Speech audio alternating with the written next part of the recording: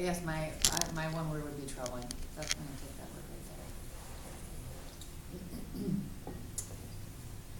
Well, I think it was eye-opening, just to see all the, all the causes and, or the outward symptoms and what the causes were, and have everything, all the connections made. I agree, it's kind of overwhelming. Not a lot of easy solutions, I guess. Yeah, I think for me, it brought a lot of different things all together in one place. From, I think some of the really interesting things was the impact of kind of assets on both community assets on health, and there's a lot of folks have really looked at that over the years of how generations and generations of lost wealth and resources have really compounded a lot of the situations, and how that really turns into place, passings and policies, and how that really leads to a lot of the problems. But then I think it's good to see at least some touching on the opportunities for kind of fixing that. Unfortunately, you don't often get places that you can just kind of tear down to the ground and start over again. How many of those communities could we do with what we're paying for the Metrodome? How many drones would do a High Point? The resources are there. What's pathetic is, and we've been preaching this stuff for decades, and what's pathetic is that the will's not there. The resources are there. The money is there to do that here and to do that all over the U.S. The will is not there. We'd rather pay for a palace for a bunch of overpaid testosterone-filled steroid monsters than we would going into our own neighborhoods and rehabilitating our communities. And just clarify, I think the reason I say there aren't very many opportunities is the fact that there's, like they mentioned, the people that were displaced. Yeah. There aren't very many places that you aren't going to displace people by tearing it all down. I mean, we had Heritage Park, we have, maybe someday Shoreham Yards, but, it's a built city. There's not very many opportunities to do stuff that isn't going to be kind of infill type solutions. Yeah, I was going to mention Heritage Park, and because we did completely build an entire new neighborhood in our city, and we still see some of the same challenges that happened beforehand, and I know just from being involved in that process and other community processes. For example, we did a small area plan for in the 8th Ward for 38th in Chicago, and we brought in the health department to do a health impact assessment as we were doing that planning and thinking about what are the types of amenities and assets that we would like to attract to our community and to have the best possible health outcomes. And still, it comes down, I think, to what the gentleman was talking about in the film, is really political will to create the policies that are going to be fair and equitable to all residents, and not, sometimes policies get made and they're colorblind, quote, and they have a negative impact on communities of color, and that's no less harmful than policies that get made with malicious intent. And so I think that it's really incumbent on our political leaders and us, as we're selecting those leaders, to hold them accountable, to make those decisions that we want to see improve really the health of, because all of these decisions impact our health, as this video so clearly illustrated. Yeah. I would say it's not just political will, but it's also an understanding. I think a lot of people don't get the depth of how the environment impacts and how the environmental conditions impact the whole community. Well, the thing I thought was really astounding is how people were able to take advantage of federal programs to get housing to move out of there when the economy, or that specific sector of the economy, wasn't necessary anymore. And then there were people who were left behind. So I mean, there have been federal initiatives to be able to move people around or to create opportunities for people, and I don't understand why there's this blindness about this. I think it's infuriating, personally. Can we get back to going around the room, so everyone has a chance to say something about the plan before we continue the conversation? Yeah, I mean, just getting back to place matters, I thought it was relevant, I thought it was complicated, I thought, especially in terms of, sort of looking at the impact of economic insecurity and how that plays a role.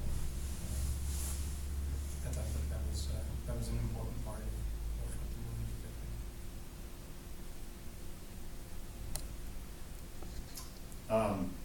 I guess I would just echo something like I think maybe you said already, just about that we have to think about, this just reminds me that we have to think about when we make policy, it has all these impacts that maybe we didn't think about in the first place, and many of them are health impacts, or they might be other impacts, but even if it's impacts you didn't think about in the first place, it can be detrimental, and so that makes it really complicated, but it's also what we have to keep in mind, I think.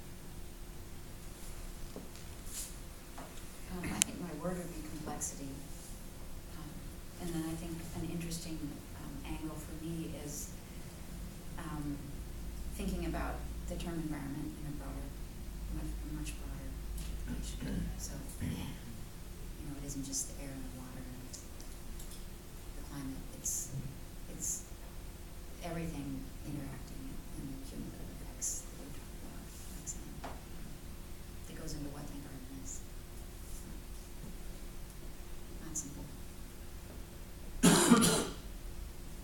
When they were showing the pictures at the very beginning,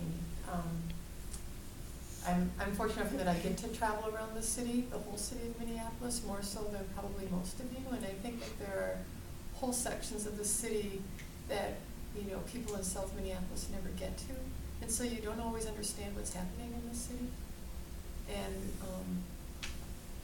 that I think it's important to realize that there are places in this city that would be difficult to raise a child in a healthy manner, and that exists here in Minnesota and Minneapolis. And again, the way the city is set up and the way the roads are set up, a lot of us don't have any reasons to go into certain neighborhoods, and so you forget that they exist. And I also feel fortunate that I get to work with Gretchen a lot, and I mean, the health department is doing amazing things, primarily with grants, not a lot of general fund dollars, getting involved in crime issues, getting involved in like land use, park issues. I mean, the credibility of the health department to get in there to try to have a voice to these issues is incredible. And I think the city council passed a resolution this year in CAM, and probably some of you others can talk more about it, of just saying, we will not be the most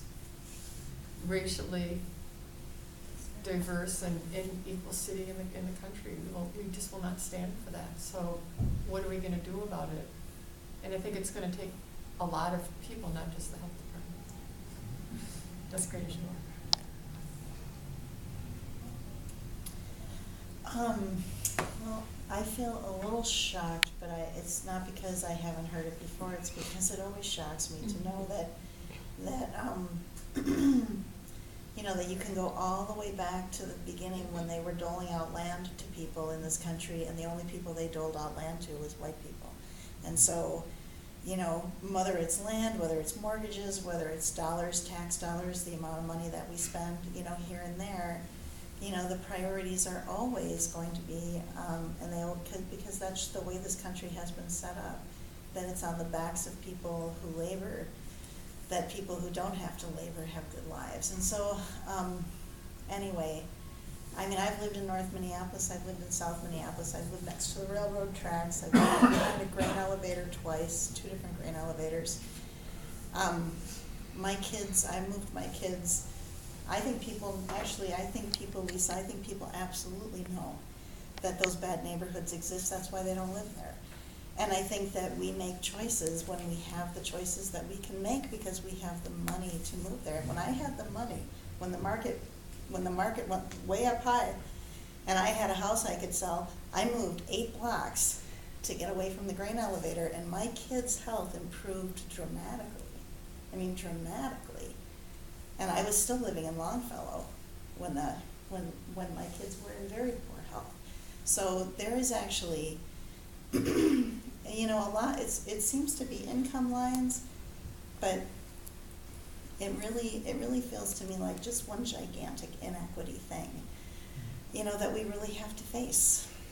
You know, we just really have to face it. And, I mean, I feel really fortunate to have gotten away from the grain elevators and the electrical grid, what are they called, substations that were really making my kids sick. But in the neighborhood that I live in now, which is one of the most beautiful neighborhoods in the city, I'm 6 blocks from the Minnehaha Park. I can walk there. I can visit the falls. I can walk down to the bottom there and breathe some really yummy, you know, damp air that's just, you know, and feel the bubbling of the creek. However, the whole neighborhood smells like jet fuel, a lot. I will walk out my door and smell nothing but jet fuel all day long. So I think we've reached a point where we thought that it was a way, like it was up in North Minneapolis or if it was over in Phillips or whatever. But I mean, I'm telling you, I live in a very expensive neighborhood and it sucks. Air quality is so bad that I think about moving out of the city at this point. I don't know how much more of it I can take. It makes me feel crazy to be surrounded by so much pollution. Anyway, that's it. I mean, it's both. It's everything. Thank you. Yeah, and I thought it was a great piece. Thanks, Roxanne. I think I agree. I think people do know these neighborhoods exist, and I think what we convince the rationale has been that, well, if you can once you get wealthier, you can move out, right? And so it's okay for that to exist because that's what a low-income neighborhood is. And so I think we need to sort of shift our thinking that it's not okay for any neighborhood to be like this, and even once we improve the air quality, we should make it so people aren't displaced, right? So that doesn't just make it now a desirable neighborhood for white wealthier communities to move in. What it got me thinking about is sort of within our CEAC sphere of kind of influence, you know, how can we start to target environmental and energy dollars into these communities and think about that? So I'm really excited about that. Yeah, we have an ideology in this country that it's people's fault who live in these neighborhoods, and it's not. And we have to battle that and fight that. When somebody lives in a rotten neighborhood, it's not because they chose to do it, it's not because they're morally bankrupt, it's because, you know, they've got generations of disadvantage that put them there. I mean, they were kidnapped and brought to this country, they had their land taken away from them, or they came over here and spent generations in poverty, and that has to be addressed. And it's not their fault. It's our fault for allowing it to happen. I want to also invite our guests to make comments too. Okay. I have seen this a number of times, and it's still sobering to see it. I do feel privileged to have a position in a city that has many tools in its toolbox to apply to these issues, and to have some willingness across the city to work across departments, and I think, what great potential lies in having, more understanding of this and a common vision so that we can really amplify our collective work. So, I'm always heartened to see someone bring this forward and have an opportunity to think about it together, because I think if we do have a lot of tools we can apply, given our new wisdom. Made me feel hopeful, I think, that you were seeing it here and that PBS would hear something like this and have these discussions. At the same time, it's fairly discouraging. I think what it kind of shows is that we really don't necessarily value health and long life for everybody. Obviously, we make choices along the way that say there's other things that are more important, whether it's our economic vitality or everything. But I think this is something we have to focus on and work on, and I also think we need to find the right pressure points, maybe to persuade people that this might still be the smart thing to do. And so I thought it was very interesting when they talked about the cost of the emergency room with somebody with asthma compared to the cost of making it a clean air home. And that's the kind of, I don't know, key pivot point sometimes that you can make, and you can start to get people to go, oh yeah, wait a minute, there might be some other reasons why we should do this, not just because we want this boy to grow up to be healthy necessarily, because it's a trade-off in the resource. Anyway, I found that interesting. I do think there are opportunities in the city where there's going to be change and there's going to be development too. As a council member, I must say, thinking that you could start with a clean slate somewhere and build a utopian neighborhood. Wow.